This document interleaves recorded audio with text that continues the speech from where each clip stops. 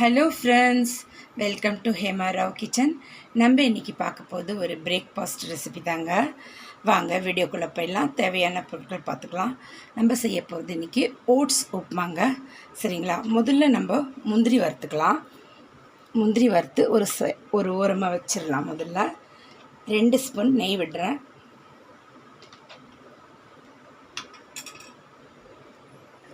ஒரு 10 முந்திரி எடுத்து உடச்சி வச்சுருக்கேன்.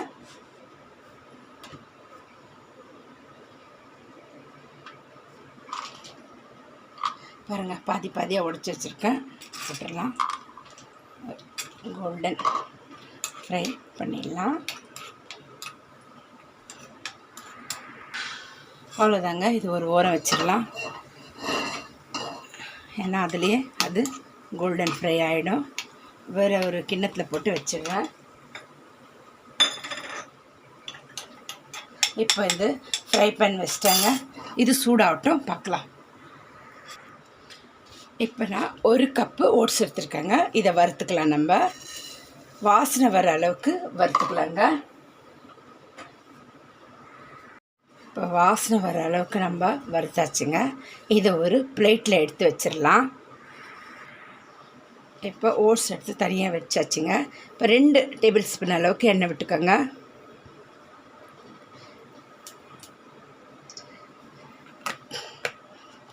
சூடாகட்டும்.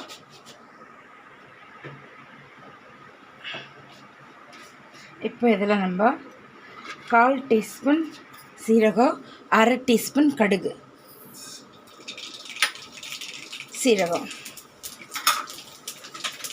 2 காஞ்ச மிளகாய்,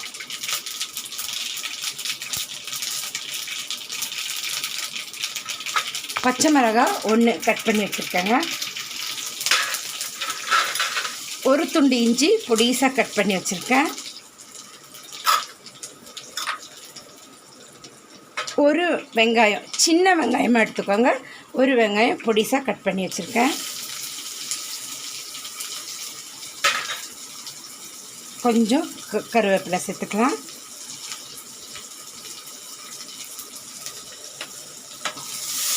கொஞ்சம் ஃப்ரை ஆகட்டுங்க. ஒரு 1/4 கப்பு பீன்ஸுங்க. ஒரு 7-8 பீன்ஸ் எடுத்து பொடிசாக கட் பண்ணி வச்சுருக்கேன். ஒரே ஒரு கேரட் எடுத்து பொடிசாக கட் பண்ணி வச்சுருக்கேன். அதுவும் எல்லாம் ஒரு 1/4 கப்புங்க. இது கொஞ்சம் நல்லா வதங்கட்டும். இதுலேயே நம்ம உப்பு சேர்த்துக்கலாம். ஏன்னா காய் கொஞ்சம் வதங்கணுங்க. அதனால ஒரு 1/2 ஸ்பூனுக்கு உப்பு, நீங்கள் உப்பு பார்த்து போட்டுக்கோங்க. இப்போ இந்த காய்ங்கெல்லாம் வதங்கிட்டங்க, பார்க்கலாம்.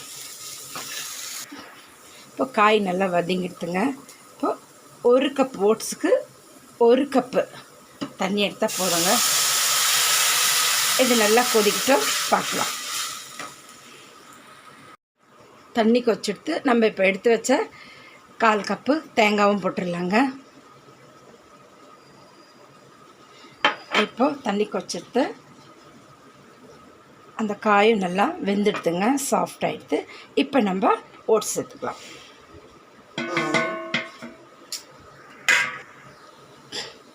அவ்வளோதாங்க. இதை ஸ்லோ ஃப்ளேமில் அப்படியே மூடி வச்சுருங்க. அதிலே வெந்துடும். நல்லா உதிரி உதிரியாக வரும் உங்களுக்கு. சரிங்களா? இப்போ நம்ம இதை மூடி வச்சுட்டு ஃப்ளேம் ஸ்லோ பண்ணிவிட்டேன். ஒரு 2 நிமிஷம் அப்படியே இருக்கட்டாங்க, பார்க்கலாம். 2 நிமிஷம் ஆகிடுதுங்க. ஓப்பன் பண்ணலாம்.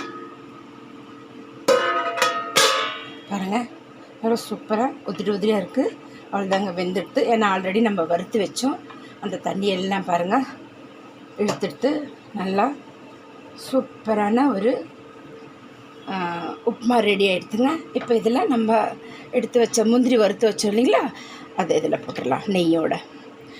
ஏன் லாஸ்ட்டில் போடணும், நல்லா ஒரு க்ரன்ச்சினஸ்ஸாக நல்லாயிருக்கும். அதனால தான் லாஸ்ட்டாக போடணும்.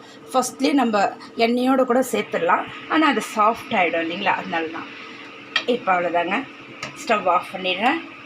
இப்போ நான் பிளேட்டிங் பண்ணி காட்டிடுறேன். இப்போ இதிலே ஒரு நிமிஷம் நம்ம மூடி வச்சுக்கலாம். இன்னும் கொஞ்சம் நல்லா சாஃப்ட் ஆகிடும். அவ்வளோதாங்க. இப்போ பிளேட்டிங் பண்ணி காட்டுறேன். நம்ம ஓட்ஸ் உப்புமா ரெடி ஆகிடுதுங்க. பாருங்கள், ரொம்பவே அருமையாக டேஸ்டியாக இருக்குங்க. சரிங்களா? செஞ்சு பாருங்கள், ரொம்ப சூப்பராக இருக்கும். ரொம்ப ஹெல்த்தியாக இருந்து ரொம்ப குயிக்காக பண்ணிடலாம். நீங்கள் ஒரு 10 நிமிஷத்தில் இதை பண்ணிடலாம். ஓட்ஸை வறுத்தோமா, காய்கறி வெட்டி வச்சுட்டு ஃபட்டாஃபட்னு பண்ணலாங்க நீங்கள். சரிங்களா? செஞ்சு பாருங்கள், எப்படி இருக்குன்னு சொல்லுங்கள். ரொம்ப ஹெல்த்தியாக இருந்து குழந்தைங்களுக்கு, பெரியவங்களுக்கு, பேஷண்ட்டுங்களுக்கு ஜுரம் அடித்தா கூட கொடுத்தா ரொம்ப நல்லா இருக்குங்க. வாய்க்கு ரொம்ப டேஸ்டியாக தெரியும் இந்த ஓட்ஸ் உப்புமா. நீங்கள் செஞ்சு பார்த்துட்டு எனக்கு கமெண்ட் பண்ணுங்கள், லைக் பண்ணுங்கள், ஷேர் பண்ணுங்கள், சப்ஸ்கிரைப் பண்ணுங்கள். மறக்காமல் பெல் பட்டன் அழுத்துங்க. அப்போ தாங்க நான் போடுற வீடியோ உடனே கொண்டு வந்து சேரும்.